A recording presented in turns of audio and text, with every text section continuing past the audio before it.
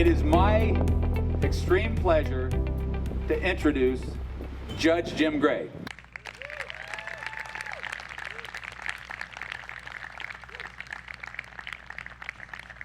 Thank you, Jeff. Thanks so much. And thanks to all of you for being here on this Sunday.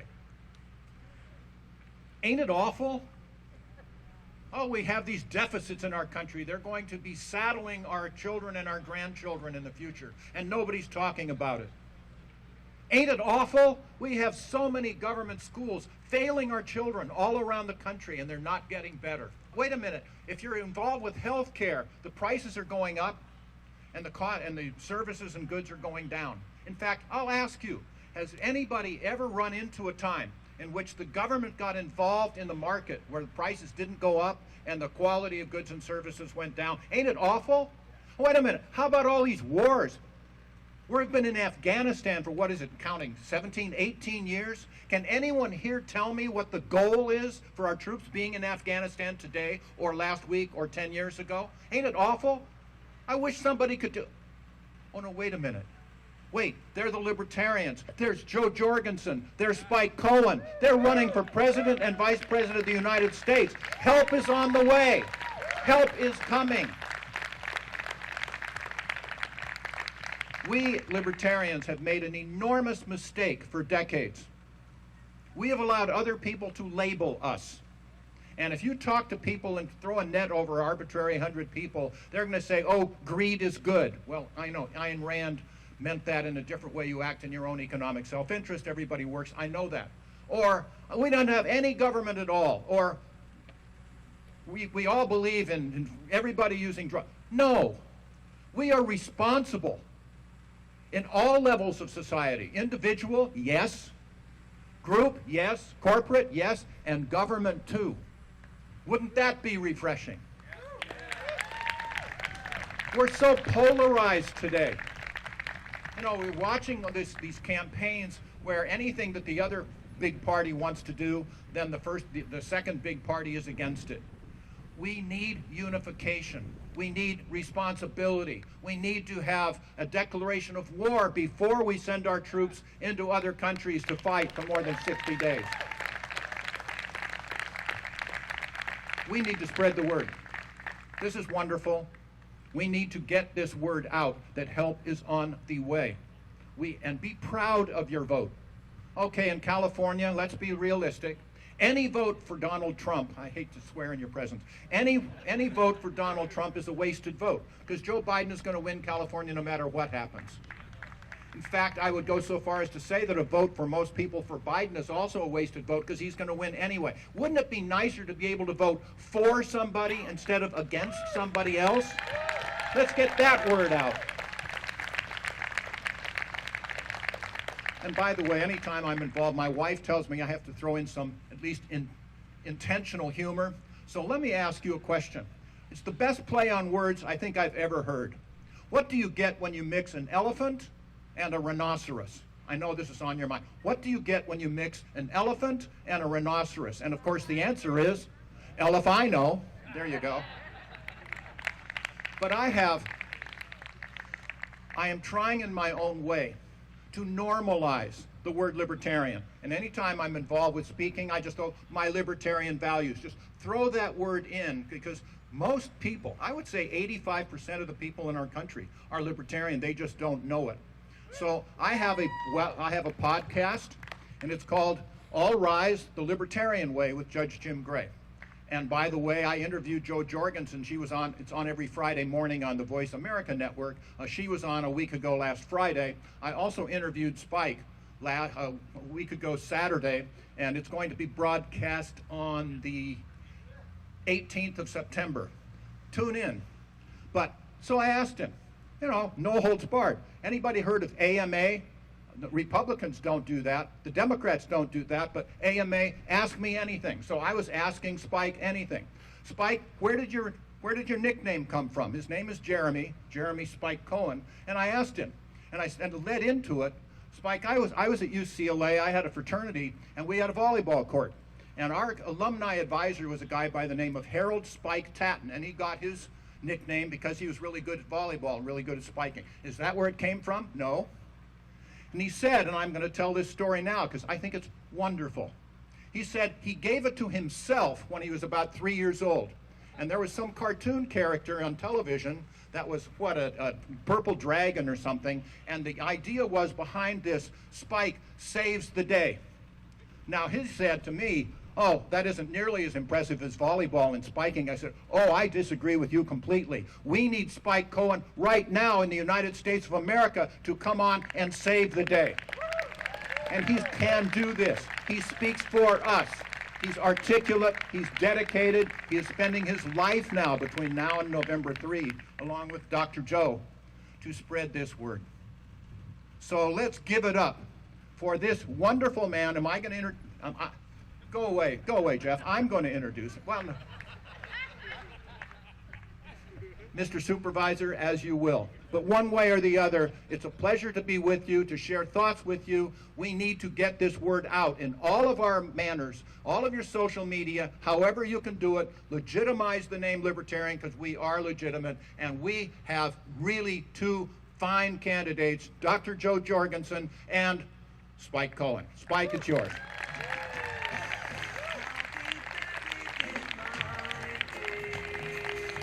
Thank you so much. Thank you for coming. Thank you so much. Huntington Beach, California. Thank you all so much for coming out. Give yourselves a round of applause for coming out on this. I'm sorry you had to brave this weather. Are we doing the song the whole time? Okay.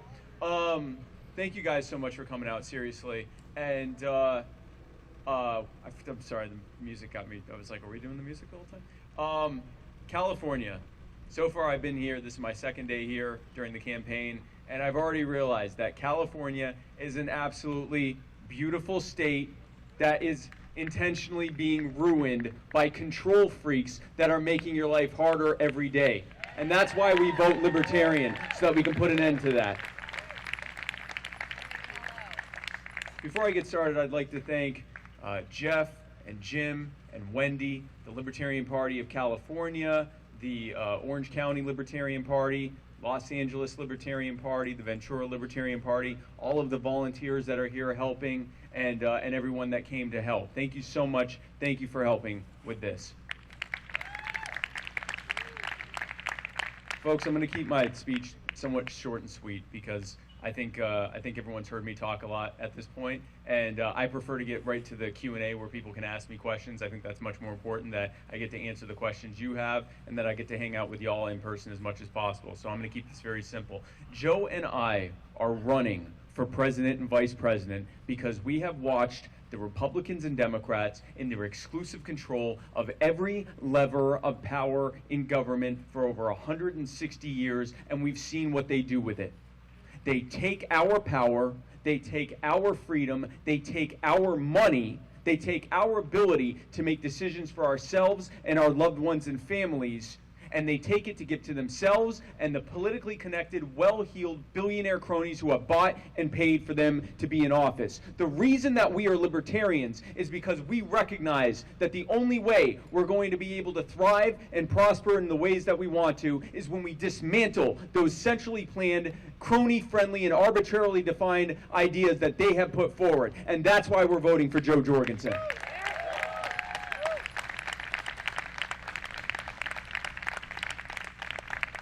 Who here is sick and tired of watching their loved ones or even themselves swear to protect and defend the Constitution and the American people from all enemies, foreign and domestic, only to be sent overseas to fight and kill and potentially die on behalf of military contractors and central bankers and foreign dictators, and then brought home, if they're fortunate enough not to come home in a flag-draped casket, they come home with health issues and are subjected to the worst form of health care in this country, the Veterans Administration.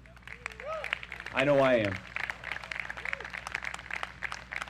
Who here is sick and tired of watching the cost of living and the cost of health care and the cost of higher education spiral out of control because of disastrous economic policies? I know I am. Who here is sick and tired of watching people and jobs flee not just California, but this entire country and going overseas because of the disastrous economic policies of decades of control from Republicans and Democrats? I know I am. Who here is sick of watching boom and bust cycles where those who have are increasingly wealthy and those who don't are increasingly left behind because of the Federal Reserve and its bad monetary policy? And that's why we're going to end the Fed. I know how to do an applause line. We're going to end the IRS too. Oh man. Who here is sick and tired of the government telling them what firearms you can own to protect yourself and your loved ones and communities while they get any kind of armament that they want whenever they want and stick you with the bill for it? I know I am. Who here is sick and tired of watching entire communities being destroyed by this failed war on drugs and other victimless crimes?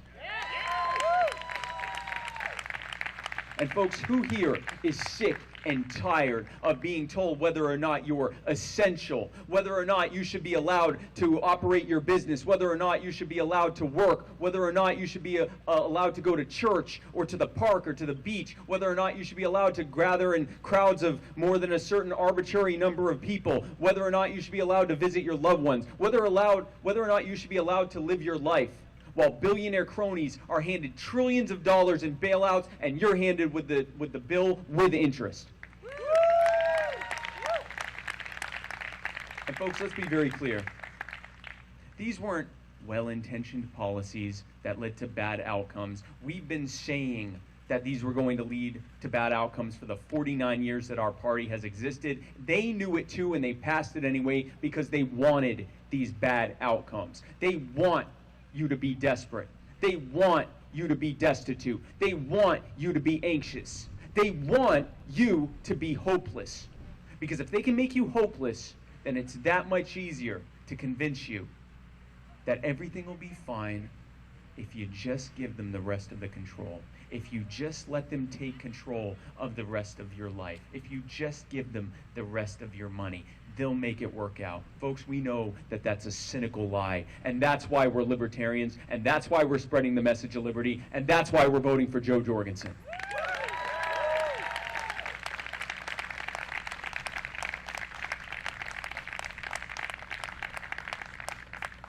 Joe and I are out here across the country every single day, working to build a grassroots army of human liberty, fighting for an America and a world set free in our time. And we need your help.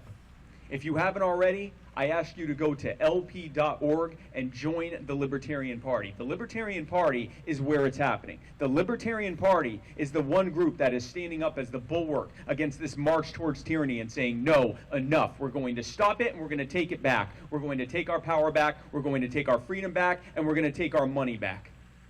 So I invite you to go to the Libertarian Party and join today. And once you've done that, I invite you to go to one of the volunteers here who have helped to put this together. And if you haven't already, to join your state and local affiliate. They'll be able to help you with that, because that's where the fight is happening. That's where the grassroots action is happening every day, at the state and at the local level. And once you've done that, I ask you to go to joe20.com. That's JO20.com. We have a volunteer form. We'd love to have you fill it out. We'd love to have you join our team. And if you're able to make a contribution, we would greatly appreciate anything that you can give. Because folks, unlike the Republicrats, we don't believe that we're entitled to your money. We don't rob you to pay for our campaigns. You may or may not know this, but the Republicans and Democrats, Trump and Biden, in addition to the hundreds of millions of dollars in corporate funding they get, they also get something called federal matching funds. You know what that is? Here's what it means. They rob you in taxes, because all taxation is theft. They rob you in taxes. I know how to get applause. They rob you in taxes, and they use it to fund their campaigns. Folks, we don't do that. That's right. We don't do that, and we never will, and here's why. We don't believe that we're entitled to your vote, and we certainly don't believe that we're entitled to your money. That's what they believe. We don't believe that. We believe, thank you. We believe that if we get your money, and if we get your support, and if we get your vote, it's because we earned it. And so we're here trying to earn it. And if we have earned it, if we have earned your support and your vote, I ask you to give what you can. I don't ask you to give what's going to make you uncomfortable. What you are able to give would be greatly appreciated. It's what allows us to do these bus tours. It's what allows us to travel across the country while Donald Trump's in his bunker and Joe Biden's in his basement. It allows us to do these things. And I greatly appreciate any help that you can give to that. So folks, before I wrap up, before I talk about my running mate, Joe, let's talk very briefly about our opponents. Let's talk about Joe Biden. Oh, you've heard of him? Okay. Joe Biden. Name a disastrous policy to come out of Washington, D.C. in the last roughly 50 years. Joe Biden has either supported that bill, or voted for that bill, or co-written or written that bill, or sponsored that bill, or watched it being enforced when he sat beside President Obama in the White House. Joe Biden is one of the architects of every bad thing to come out of Washington in the last several decades when he's not busy sniffing children and making women feel uncomfortable and trying to make them kiss him in front of cameras. And how fitting that he would choose, how fitting that one of the architects of the militarized police state would choose as his running mate one of its most brutal enforcers. I don't have to tell a crowd from California about Kamala Harris, but I'm going to do it anyway because I kind of have to. Kamala Harris. This is someone who has the distinction of locking up more people in prison for victimless crimes than anyone else alive right now. Kamala Harris, who at least twice intentionally withheld exculpatory evidence in capital murder cases where she had every reason to believe that the person she was trying to have executed did not commit the crime, and she withheld it anyway. And why? So that it wouldn't affect her conviction record. This is who the Democrats have chosen to present to you as an alternative. Now let's talk about Donald Trump. Oh, you've heard of him too. It's good, it's a well-informed crowd. Donald Trump, a lifelong crony who has used government to enrich himself at the harm of others, whether we're talking about widows who didn't want to sell their property to him to build his casinos, or whether we're talking about his using the bankruptcy courts to make sure that he walked away with all of the profits while his poor investors walked away with all of the debt. A man who said that he would drain the swamp only to become the king of the swamp creatures. This is a man who has he said that he would cut spending. Instead, he has spent almost as much money as any other president before him. He's done this in 3.5 years. He said that he actually said he would eliminate the debt. Instead, he has run up more debt in 3.5 years than any president before him. Barack Obama in 8 years almost doubled the debt. Trump has beaten his record in 3.5 years. He said that he would protect your right to keep and bear arms from those dastardly Democrats, and instead he passed more gun control regulations and executive orders than the last 5 presidents before him. And now let me talk about Mike Pence. Let me talk as much about Mike Pence as he has demonstrated relevance during this administration.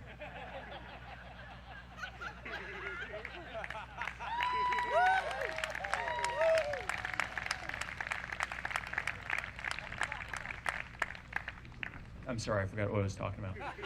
I apologize. That doesn't ever happen. So those are who they presented. That's who the Republicrats have told you are the lesser evils that you have to choose from. And of course, we know we've been voting for lesser evils, or we haven't, but many others have been voting for lesser evils for decades. Have they gotten less evil? No, they've gotten more evil. Now let's talk about someone who isn't evil. Let's talk about who we're providing as our alternative. Let's talk about Dr. Joe Jorgensen. That's right. Joe Jorgensen, a brilliant, self-made entrepreneur. Joe Jorgensen, a woman who's ready to lead from day one, not by taking power from you, not by trying to control your life, but by giving it back to you, by giving you your power back, by giving you your money back, and by giving you your freedom back. Because folks, both Joe and I recognize that as smart as we are, and we're smart, as smart as we are, you are going to be able to live your life far better than it will live when we try to control it, because that's not something we would never do. Joe Jorgensen, someone who you don't have to worry about whether or not she's going to pass a cognitive test. Joe Jorgensen, someone that when we can get her on that debate stage is going to stand between two men who can barely form a coherent sentence between the two of them, and who are part and parcel and emblematic of what they and their parties have put on us for the past several decades. That is who we are putting forward. And so I ask you this November to vote for Joe Jorgensen and me, and for Wendy, and for everyone else who's running on the Libertarian ticket all the way up and down the ballot in this state.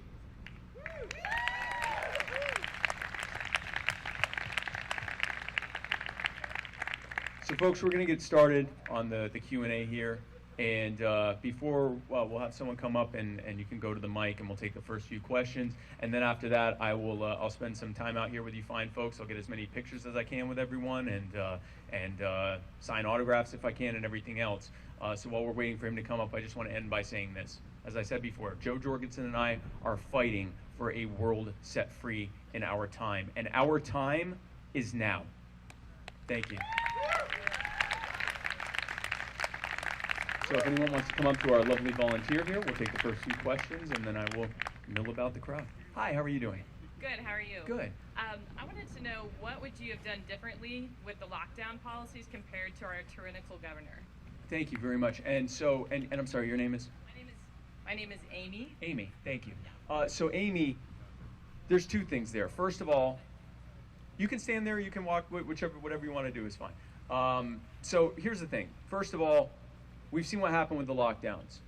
Everyone just got impatient, eventually went back to their lives, and then it started spiraling out of control again. And during the lockdowns, we were told what? You can't go to your small business, where there might be 4 or 5 people there. You can't go to the beach, which is outside and has the sun, and the virus is being dissipated by the breeze. And you can't go to the park, where similar conditions, and you can't go visit your loved ones. Go to Walmart, all of you, hundreds at a time. Crowd into the store where it's safe. Yeah, go to Costco. Stay at home and watch Amazon and or watch Netflix and buy things. Well, I guess you can watch Amazon too. And buy things on Amazon. What did they tell you? Go to big box stores and big businesses. Get away from your small businesses because those aren't safe. And for the big businesses that they couldn't bail out, like that they couldn't make you patronize, like the hotels and the airlines, they just robbed you and gave the money to them directly. And what did they give you? They gave you $1,200 and I told you to sit there and wait until further notice. And they told you that if any point, and they're telling you that now, if at any point you don't listen to what they say, they'll put you in jail, where you're almost assured to get COVID-19. And the threat there is very explicit, folks. Listen to everything we say, even though half the time it doesn't make sense, or we will make sure that you get infected. Now let's go back even further, Amy. Let's look at why we're even having the pandemic as bad as we are here. Because we're getting it worse than any other developed country on earth. And the people in power would have you believe it's because of you. Because you keep wanting to be around other people. And you keep wanting to go back to your life and have a business and try to figure out how to live your life responsibly during this. It's your fault. But we know why it happened.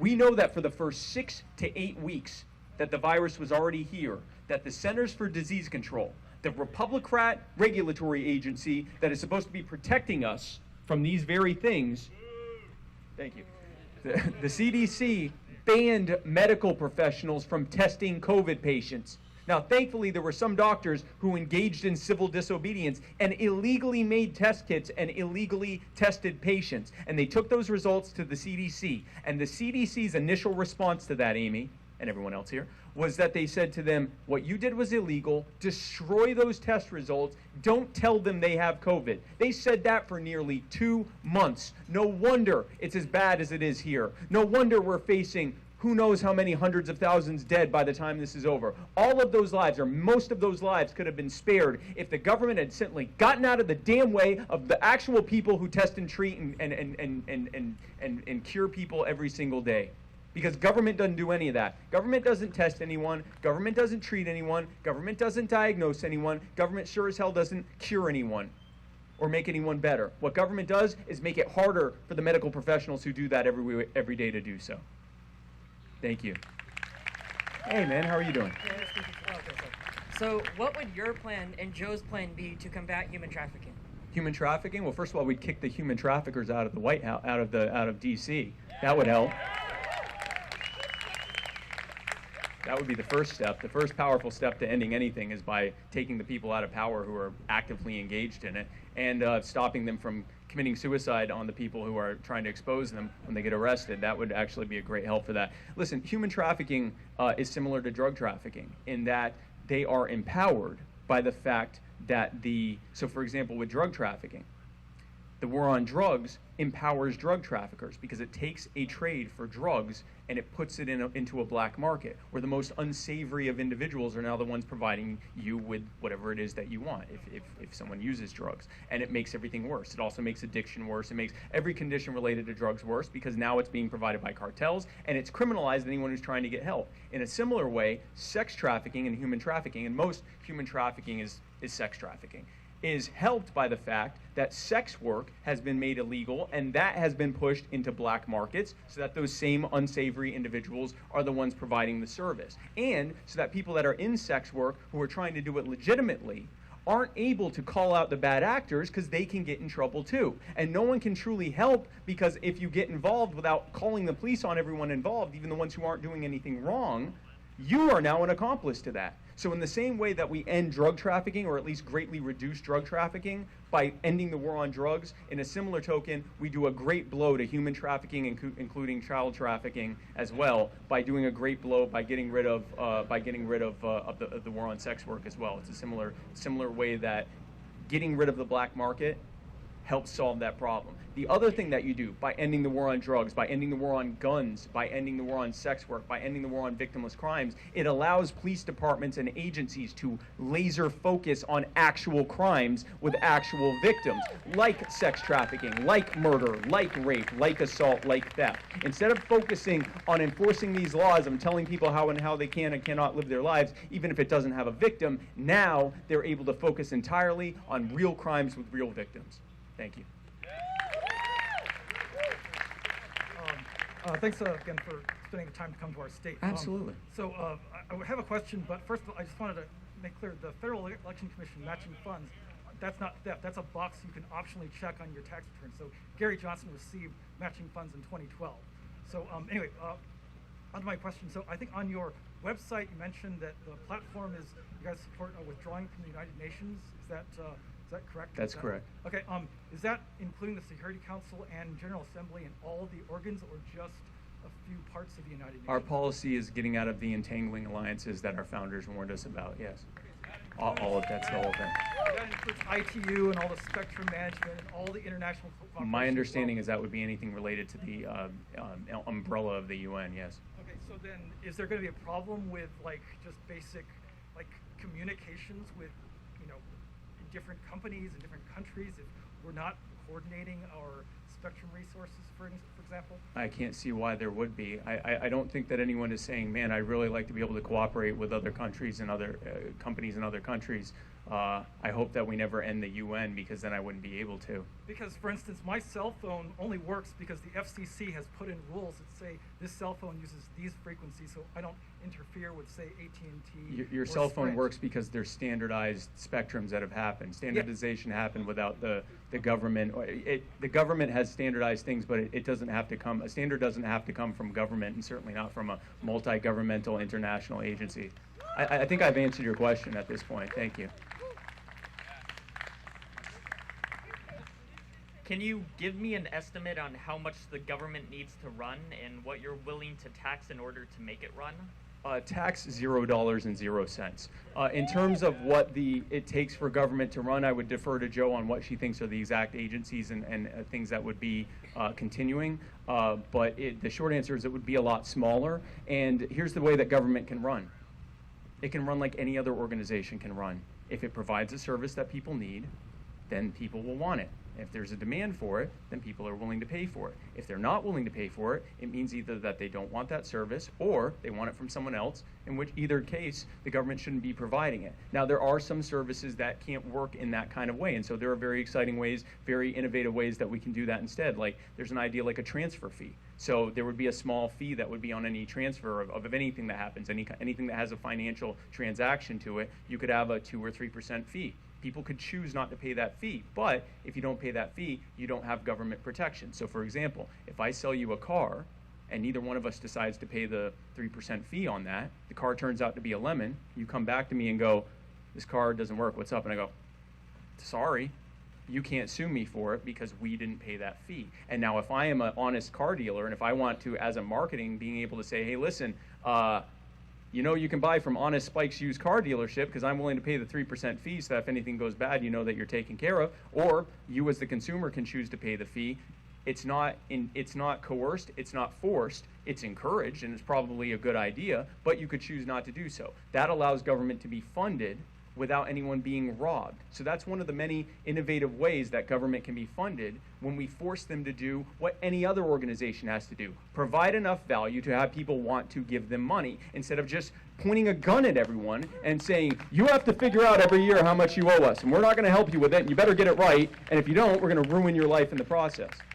Thank you. Oh, hi, thanks for coming out. Thanks. I have a couple of Trump-supporting parents, and they're Okay. worried about your guys' foreign policy. How would you guys describe your foreign policy to Trump supporters? Our foreign policy is what the founders intended. We have trade with those who want it. We have good relations with those who want it. We have war with people who would try to aggress against us. And that's as simply as I can put it. It's what the founders intended. The founders did not intend for this massive empire. They actually warned against it. They actually started a violent revolution to break away from a world empire. And now here we are creating one, or I shouldn't say that. Here we are being robbed with interest to pay for one. Because it's not we, it's them doing it to us. Our foreign policy is that we're no longer going to arm, and our government is no longer going to arm and fund and train this terrorist group to fight the old terrorist group that they created, that was created to fight this terrorist group that they created. We're going to stop all of that. That's not going to happen anymore. The people who sign up to protect and defend the Constitution and the American people from all enemies, foreign and domestic, will be doing exactly that. And if there isn't an enemy, foreign or domestic, to fight against, then they get to stay home with their families and be ready and on call. That is what the founders intended, not some endless sprawling war that has no defined level of what victory is and doesn't even use the constitutional process for happening in the first place. So thank you. Thank you, brother. Hey, thank you. So, as an Army vet, I served 3 years and I just got out last year. Thank you. Thank you. I use the VA healthcare Yes, system. yeah. I was wondering what kind of changes you would be planning to bring about within the VA healthcare system. Well, and thank you for that. What I have heard time and time again from veterans is I've yet to meet many veterans who are happy with the VA. I've met some who it works well enough for them. I've met many more who they are facing, they're facing total problems with it, and some are even contemplating. I've had people tell me they're contemplating suicide because of how bad the VA is. It is that bad, and I am sorry that you have been subjected to literally the worst form of healthcare in this country, which incidentally happens to be government-managed healthcare. How weird is that a healthcare system that's managed by the government just so happens to be easily the worst one? Here's our policy on the VA. What we found is that we could simply give you the money to go and get your health care that you need, to go and get the health insurance you need in the private market, which will lead to far better outcomes than you get in the VA. You'll be getting the kind of outcomes that Americans expect when they have health insurance, and you don't have to jump through hoops for however many months or years proving what percentage disability you have, so you can actually get the care you need when you need it. And we just dismantle the VA, give you the money that you need, which not only makes you have better health care, not only allows you to get it when you need it instead of having to jump through hoops to prove how much you need it, but it also saves taxpayers, including veteran taxpayers, billions of dollars a year. Because, folks, it turns out that the government sucks at everything it tries to do, and that includes providing health care. We simply give you what you earned in the form of money so that you can go and get the health care you need. Thank you. Exactly. Straight to the vets. Thank you. Save a fortune in the process. Hey. Hey again, Spike. Better weather than Friday, huh? So. Yeah. So the dude over there asked my question, so I'm going to go ahead and give you a motivational softball. Okay. Because we're libertarians, we're too busy doing shit to want to be career politicians. So how do we find a way to get people to get back in the time of the founders, where we had people being public servants for a little while and then can't wait to get back home to Mount Vernon? Yeah. How do we get back to that? So I think a great way would, and I appreciate that, and I love the shirt too. Friday was Phoenix, right? Hey, listen, I like heat. I have never before experienced it being above 100 degrees at night. And that was fun. And it's breezy, but the thing is, breezy and 100 degrees is basically like an air fryer. So that was fun. It was fun, but I actually enjoyed it. It was nice. It was like a sauna. I lost a few pounds. So back to your question. One thing we could do is stop making it so profitable to be a politician. That's a big part of the problem. How is it that there are so many people that have a six-figure income, and yes, their needs are expensed as well, but they make a six-figure income and become billionaires? That's some new math there. It's almost like some other stuff's happening there too. One of the most powerful things we can do is end the system of patronage and cronyism that makes it so profitable. Because what happens is, instead of going up to serve you, instead of going up to make sure that government is protecting your lives, rights, and property, instead they found out, hey, wait a second, I have all this power. Hey, wealthy people over there, would you like to give me millions of dollars to my campaign fund, and in exchange, we give you everything that you want, and you get a huge return on investment, and we get to live like leeches off of the American people, and that's worked out as a fine arrangement for them. Terrible for the rest of us. 27 trillion and climbing in debt, not to mention all the people that have gone to prison because of the war on drugs, to make billionaires incredibly wealthy in the process and everything else. We've seen what that led to. So the short answer is the best way to get people hankering to get back to the private sector is to make being in politics less profitable, so that they want to do it. And what that also does is it gets rid of the sociopaths who see it as an opportunity to become wealthy without actually ever providing any value. So that's what we do there with that. Incidentally, I want to mention something. Last time I checked, and this was almost a week ago now, so I'm sure the numbers are higher, but the last time I checked, Donald Trump's re-election campaign had received something like $80 million in big corporate funding, so, give or take. It's probably more now. Joe Biden's campaign had received something like $140 million. You know, the party of the poor, the Democrats, had received 140, roughly, it was like 130 something million dollars in big corporate funding. To date, and now I haven't checked it today, but to date, the Jorgensen Cohen campaign has received exactly $0 and 0 cents in corporate funding. And there's two powerful reasons for that. One, we'd never take it. And two, they'd never give it to us, because they know that once we get into office, their gravy train is over. And if they want to remain wealthy, well, they're just going to have to pull themselves up by their bootstraps and live within their means like they tell us to do. Hey, man, how are you? Hey, long time no see. I know, really. It's good to see you again. You too. So, unfortunately, I have two questions that may be a little bit tougher. Okay. First off, for a friend of mine who cannot be here today, in general, the libertarian approach to foreign policy of dismantling the empire, of getting out of the wars, of getting out of all the other places we have troops in, makes sense. However, specifically looking at East Pacific, or with China, with Japan, with the South China Sea, with China, making aggressive territorial claims against some of their neighbors and some of the maritime rights.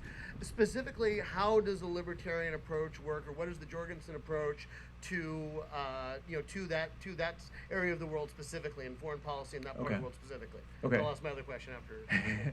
Okay, so we'll do that question first. All right, first of all, also, in exchange for this, you have to go back over and tell my wife how great I am again, because we need more. So this Brian, right? Yeah, so Brian, he was in the San Diego event, and he made a point of telling my wife that I'm like this fantastic person. And I said, you're going to follow me from now on, because she needs to hear it. It's for her. So your question on aggression, Chinese aggressive acts in the South China Sea and the Eastern Pacific Rim region and all that stuff. So basically, here's the thing. We have to look at the root cause of everything, not just the end conclusion. What is the root cause? Why is China increasingly wealthy and powerful? Because jobs are moving there and they're creating a bunch of money from that. Why is that happening? Because it's increasingly unaffordable to hire Americans and do business in America. Why is that? Because, surprise, surprise, taxes as well, that's a big part of it, but also because billionaire cronies, surprise, surprise, have used their power, their regulatory power and legislative power with the politicians that they own to create a series of regulatory hurdles and burdens, including taxes and mandates and regulations and everything else, that make it increasingly impossible to do business here. That was done to choke out their smaller competitors and make sure that no new ones come up. They did this knowing that eventually it would reach a point where they couldn't afford to do business here, and they were perfectly fine with that because they knew that they could then, as soon as that happened, they could spend the money to send all their businesses to China and other foreign dictatorships and set up sweatshop slave labor, and then use the U.S. Navy to pay for the cost, to basically externalize their cost of protecting their shipments of goods and services back here to sell to us. They knew that that would work, and it did work for them. That's the system that we have now. That's created all sorts of problems. One of those problems, obviously, is economic. We're seeing the economic disaster from an increasing number of Americans unable to work and unable to find work, especially in the manufacturing sector. There's also all of the social problems that come from that. People who are increasingly destitute are more likely to have to deal with issues like addiction and poor health, chronic health issues, and domestic abuse and all the bad things that come from economic impoverishment. We have the environmental concern that comes from the fact that an increasing number of the things that we buy every day are being shipped, made on the other side of the planet, shipped all the way up here, which exponentially increases the carbon footprint on all the things that we're buying and selling. And finally, we have the foreign policy problem, which is that these foreign dictatorships are becoming wealthy off the backs of the fact that the waters were intentionally poisoned here for us to be able to do business. The way we deal with all of those problems is by removing all those Republican, crony-friendly regulations, make it affordable to hire Americans again, make it affordable, preferable to do business in America again. And so many of those jobs will come back. Some of them will wither on the vine here because better competitors will come here and create jobs right off the bat. So that deals with all of those problems. Another aspect to the problem that you're talking about is because the U.S. has tried to act as the policeman of the world, many countries have said, I guess we don't have to have a military because the U.S. is taking care of that. We can spend all our money on a lavish social safety net while the American taxpayer, we've externalized the cost to the American taxpayer for our protection. Well, that's unsustainable. We're increasingly in debt, and that worked while there weren't many other superpowers. Now there are more superpowers. And now those countries are sitting there going, well, who's going to protect us now?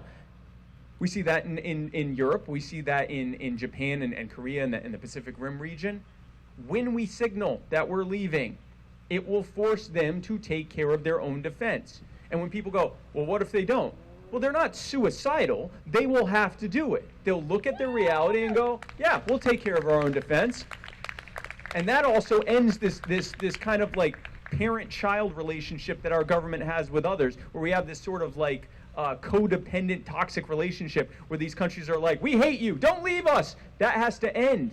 And it ends by us ending that system. We bring our troops home, we use them only for aggression, and those countries have to step up. We also deregulate, which disempowers these foreign dictatorships. Thank you.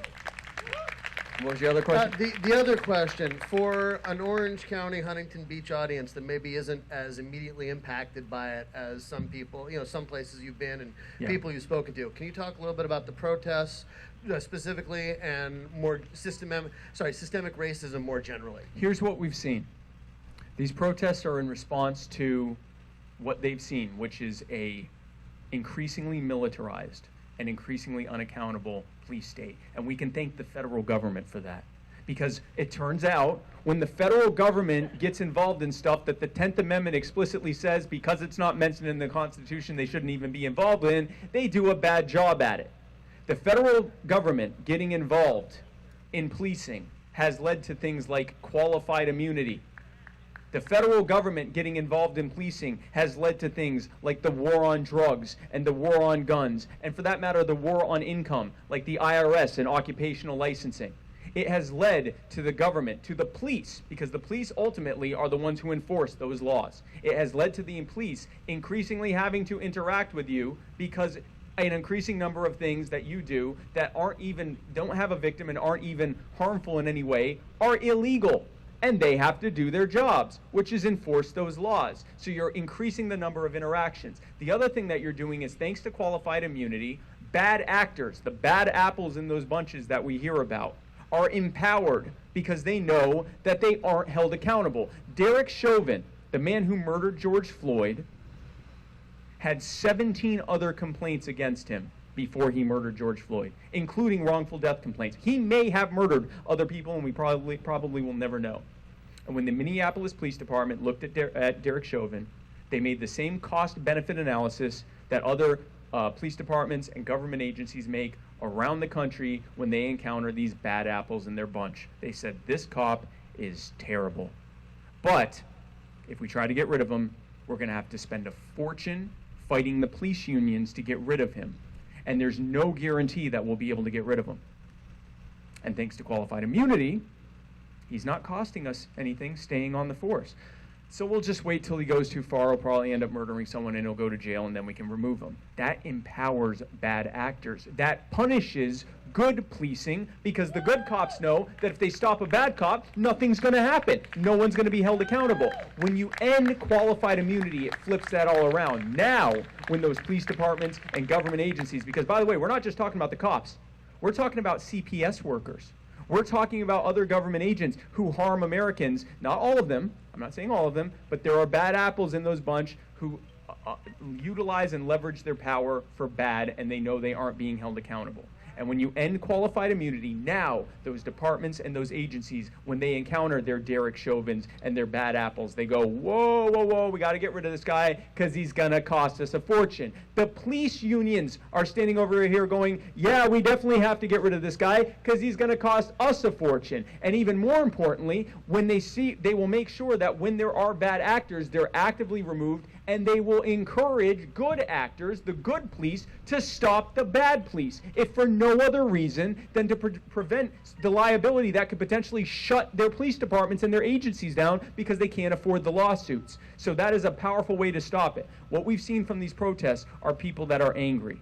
They're understandably and justifiably angry, and they show up, often unarmed, and they have the police, the ones that they're protesting, the brutality against. And those police often, not always, but often, centralize all of their personnel into that one area of town where the protest is happening. And very often, especially when they're unarmed, here comes the tear gas, here comes the arrests, the mass arrests, here comes people being denied their habeas corpus and being held without any reason. All of that happens, and that leads to violence, because now you have people that were there who are angry at police brutality being brutalized by the police. And in the rest of the city, that has been left unpoliced, and thanks to the war on guns, unarmed, they are now sitting ducks for opportunists who may or may not even care about the movement against the movement for police brutality or Black Lives Matter or anything else. They just see a bunch of soft targets that can't defend themselves, and they go to town. They loot and they pillage and they destroy. And the way that we deal with that is, first of all, we deal with the root problem. The root problem is the police brutality. We do that by ending qualified immunity, ending civil asset forfeiture, ending the war on drugs, ending the war on victimless crimes, ending the war on guns, ending no-knock raids, ending civil asset, I already said that, ending mandatory minimum sentencing, ending these things, ending the military surplus program, ending all of these things so that now the police are not militarized, they are not enforcing victimless laws against us, crime laws against us, and when those bad actors do bad, they're held accountable. Then what we do is we empower Americans to be armed again. When we talk about America being a giant Switzerland, armed and neutral, we're not just talking about the military, we're talking about you. In the Second Amendment, when it talks about a well-regulated militia, that doesn't mean the National Guard, it means you. When we end the war on guns, we also end the war on sitting ducks. We end the ability of people to go into large groups and open fire on them, knowing that there's probably no one there that can fire back. When people know there's someone there to shoot back, it's a powerful deterrence. That's another thing we do to that. Thank you. Now please, she's right. I just saw her. She's right. Where's my wife? She's on the bus. Wait by the bus. She'll be out soon. She needs to hear it, man. She needs to hear it. No, thank you. Thank you again. Hi, how are you?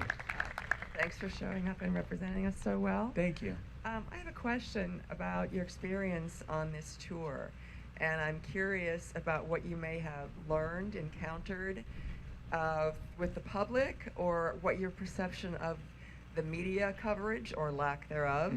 Anything you'd like to share? So there's a few things there, and I appreciate that question, because I have had, first of all, I've had so much fun on this bus tour. It has been fantastic going around the country. We started in Cincinnati, just to give you an idea of how much territory we've covered. We started in Cincinnati, Ohio, and we will be ending in Seattle. And we've hit almost every state between Ohio and Washington in like, it'll have been like just under 3 weeks. It has been absolutely amazing waking up in a different state each day and going to town and meeting people there. I would say, so there are two things there. With the people that I've met, I have been surprised, and maybe I shouldn't have been, but everyone that's talking about what their issues are, because when I after I do this, I go out and talk with everyone, and you know, all the questions that I get, and just interacting with people and listening to what your concerns are. Obviously, every area has its own kind of, you know, personalized, you know, localized issues. Overwhelmingly, you're all saying the same things. Even those localized issues are just a microcosm of the greater problem. And what I keep hearing over and over again, and I shouldn't have been surprised by this, but what I keep hearing over and over again is we don't have control of our lives. Powerful people are using it against us, and we just want to be free. We just want to have our power back. And so that has been an incredible thing.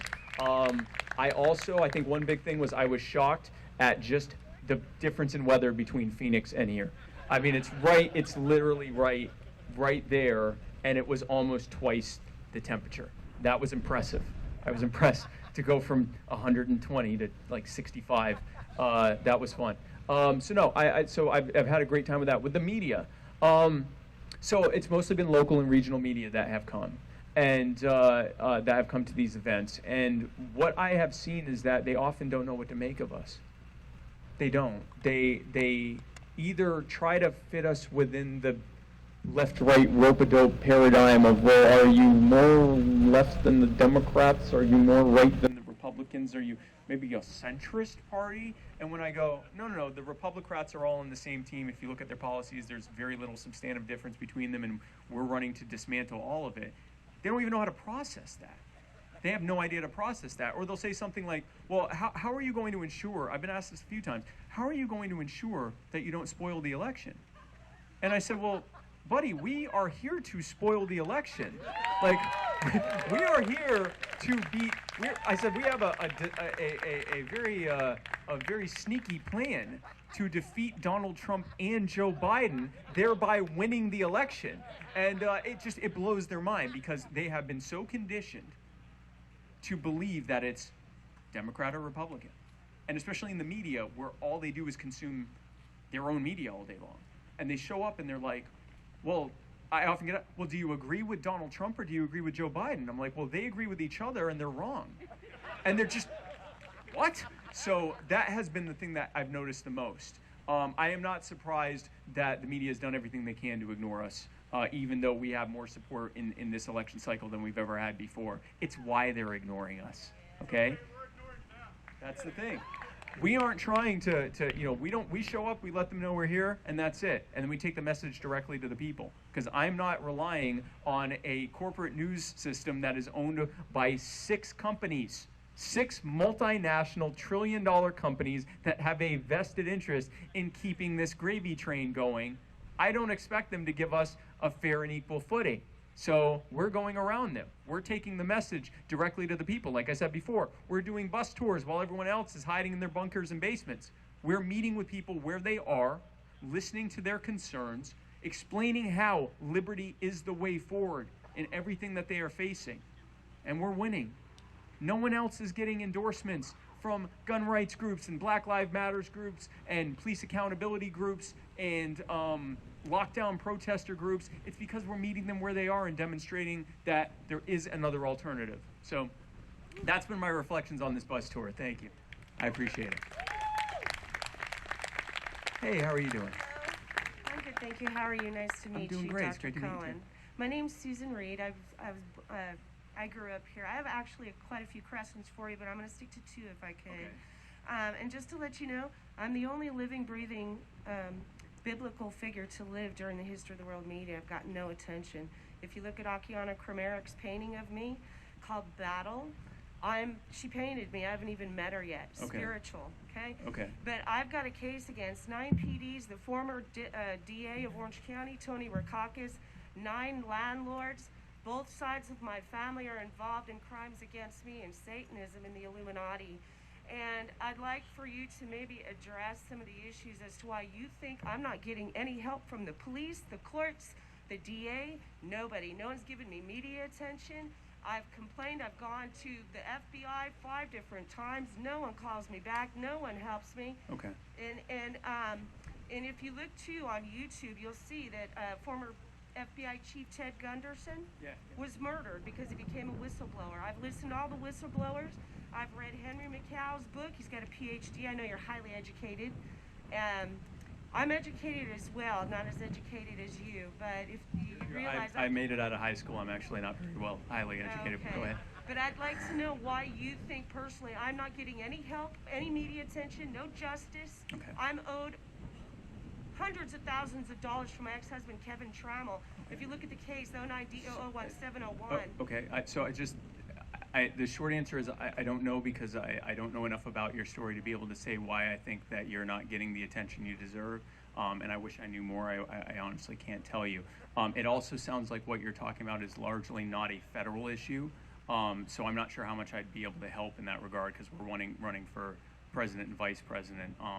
But I will say I'm sorry that you're going through this. I will also say that, I mean, if there are people that are running for local things, that would probably be better people to ask for that, because there's not a lot that we're going to be able to do with like what the police are doing locally, or a lawsuit or something like that, or a divorce hearing or whatever.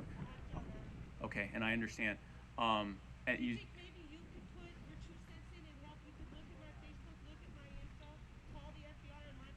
I'd be happy to look at your Facebook and information, yes.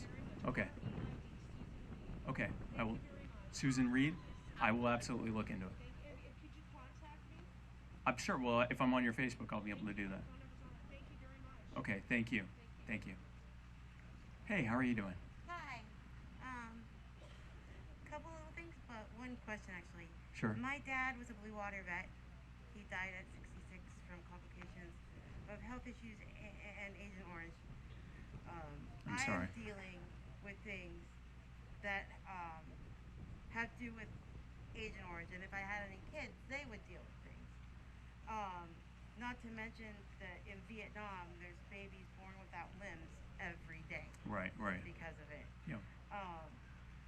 I am lucky. My husband works, and I have Medicare. But I'm still paying $150 for medication. It is 3 months, but still, who can afford $6,000 at the beginning of the year, which is what our deductible is? Mm-hmm. That just doesn't make sense. Well, and I agree with that. And there's two things there. One is the abuses that often happen from the military when they are engaged in perpetual war. It was Agent Orange in Vietnam. In the Middle East, it's, what's that? Yeah, burn pits now, and also depleted uranium. What a lot of people don't know is that there is someone using uranium and weapons of mass destruction in military application. It's the U.S. military. They use it in a few different ways, and it is depleted, so it has less radiation than dropping a nuke, but it's also widely used, and it leads to massive health issues, both for the people that are using those munitions and the people that are the victims of those munitions as well, and are nearby where those munitions have been used. The question with medication, we've seen what Big Pharma has done with the patent protections they receive. In other countries, things like insulin and epinephrine cost pennies on the dollar, what they cost here. Actually, fractions of a pennies on the dollar what they cost here, because they have patent protections. So if I'm a big pharma company and I have this patent, I can make a drug like insulin or epinephrine that has been around for longer than anyone here has been alive.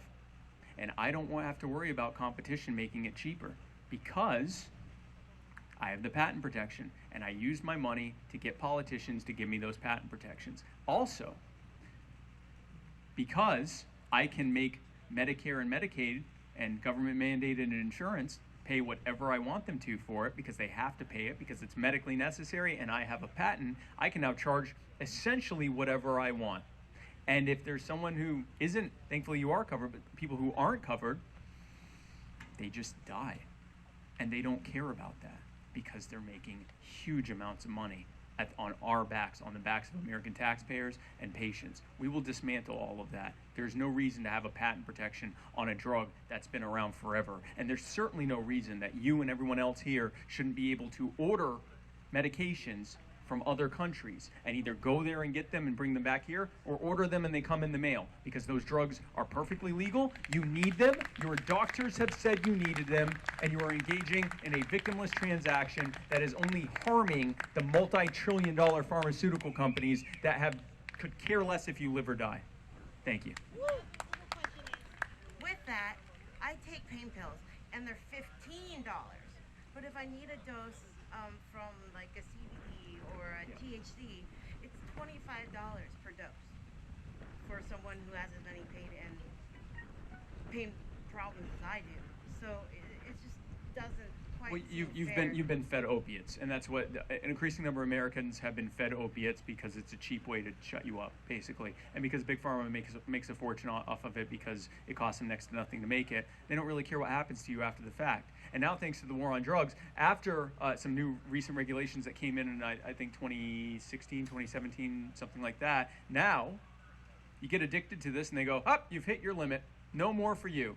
So now you're addicted to opiates when you could have been using a cannabis-based thing that probably would have relieved your pain just as much and not been habit-forming and not led to all the health problems that lead to that. Now you're addicted to an opiate that you can't legally get anymore. So now you either go and get those same pills illegally, or one day you realize heroin's cheaper.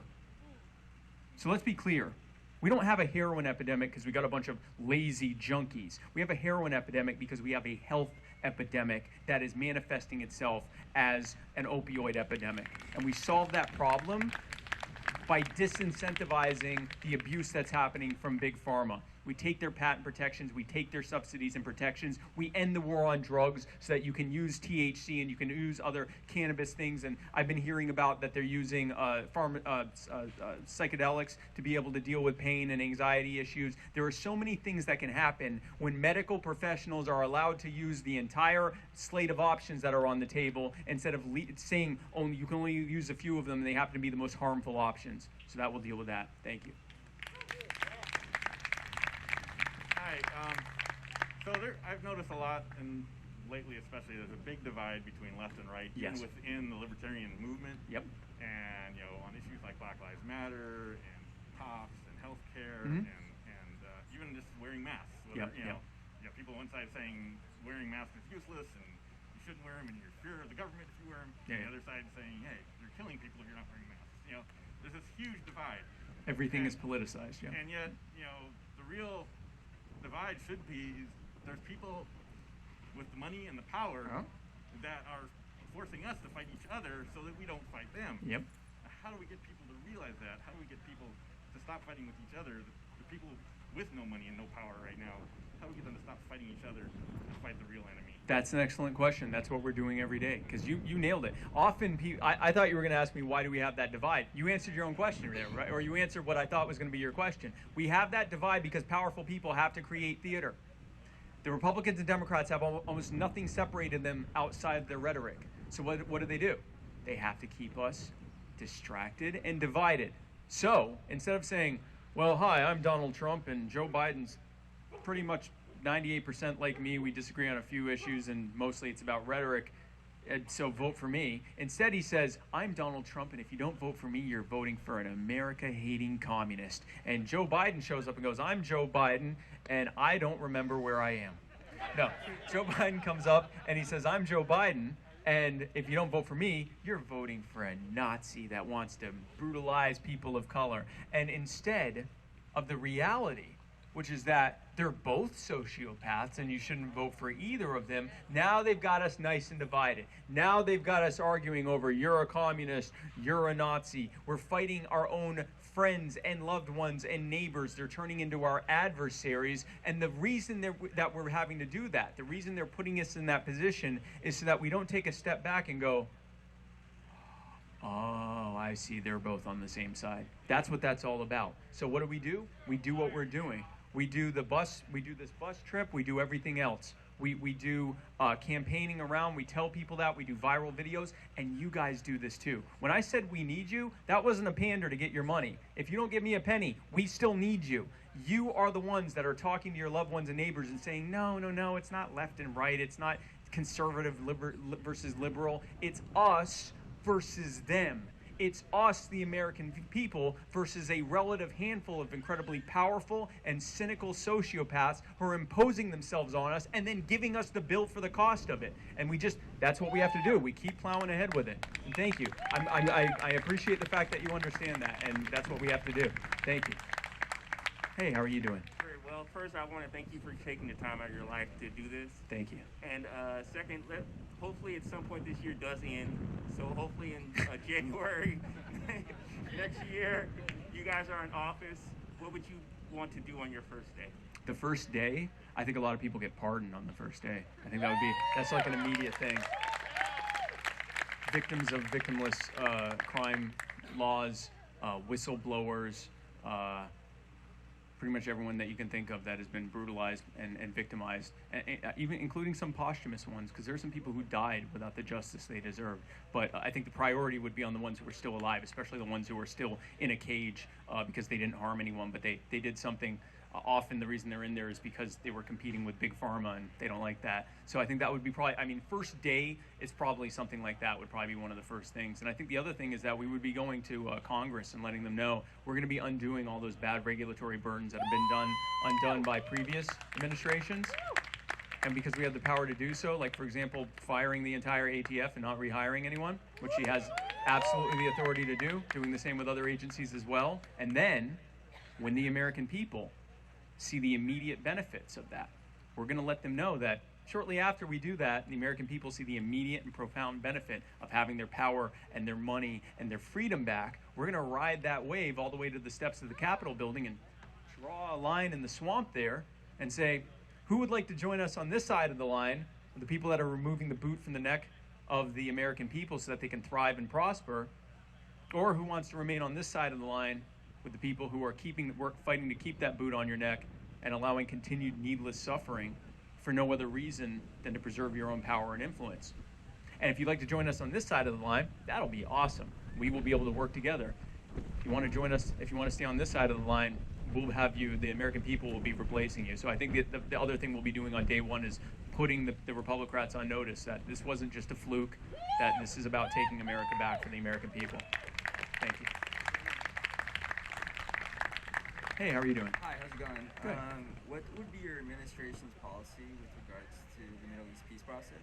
The Middle East peace process, that our involvement in it has been an unmitigated disaster and has empowered bad actors on both sides, and that the best way for the Israelis and the Palestinians and the others in those countries nearby, the Lebanese and Syrians and so forth, is for bad, big actors to stop stepping in and empowering the people in power to continue their endless struggle and endless fight against each other.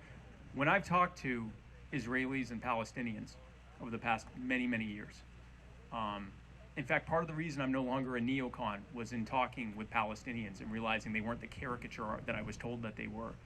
Palestinians, like most Israelis, want peace. They want to be able to coexist. And there are bad actors on both sides that would lose a lot of money and power if that actually happened. And then we have even bigger actors in the U.S. government who have a vested interest in keeping that conflict going, for much the same reason that they like keeping conflict going here with the American people. We get out of that and we allow the people there to work on their problems. We stop giving massive amounts of military aid to wealthy governments overseas to allow them to continue occupations and wars. We stop giving money to terrorist organizations. We allow the people there to work out their problems, because when those bad actors are disempowered, they're now going to have to answer to their people. That's how we deal with that problem. Thank you. What's that? Oh, they're not going to be very happy when we're in the White House.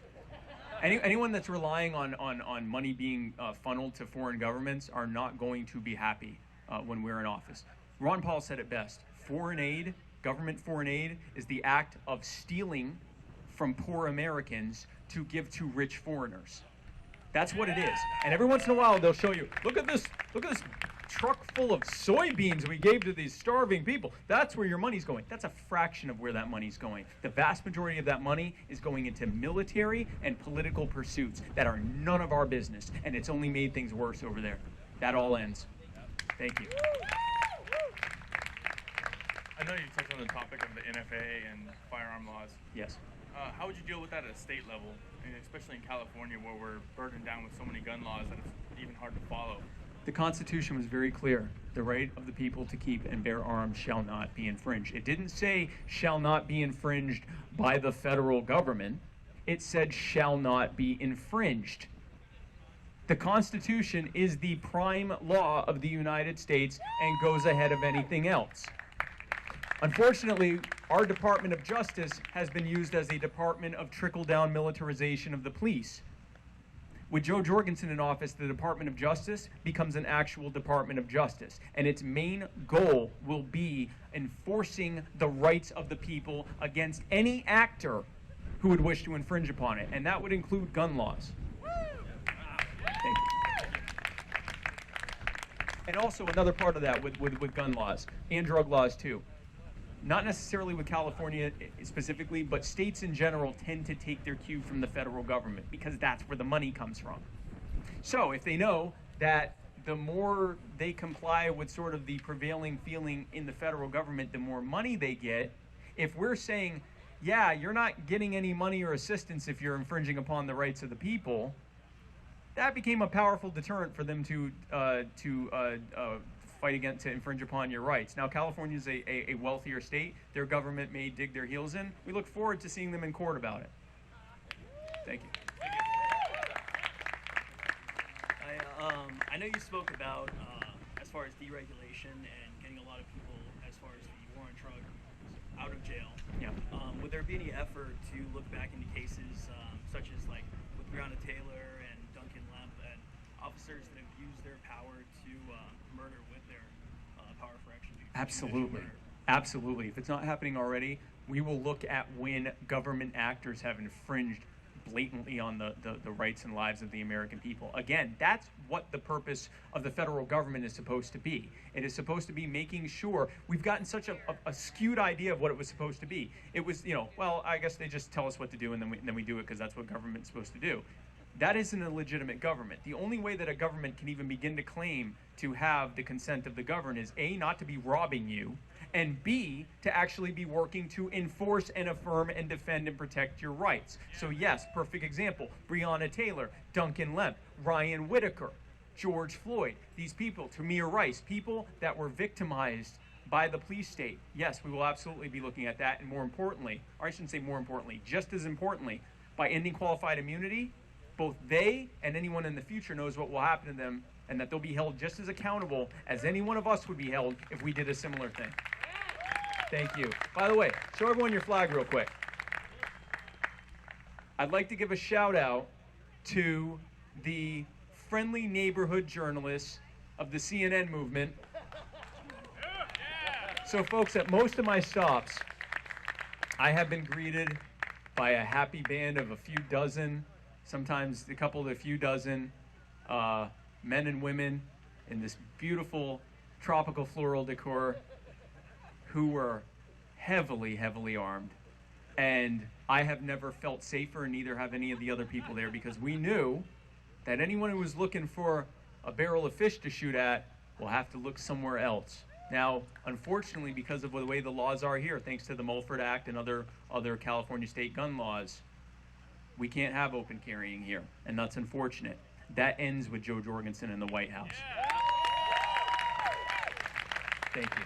Thank you. And thank you for your question. Folks, thank you so much. I am going to be hanging out with y'all for a couple hours and so we're going to try to get as many pictures as possible and come take a picture at the bus and all that stuff. And I'll try to sign as many autographs as I can and everything else. And I just want to close by saying this.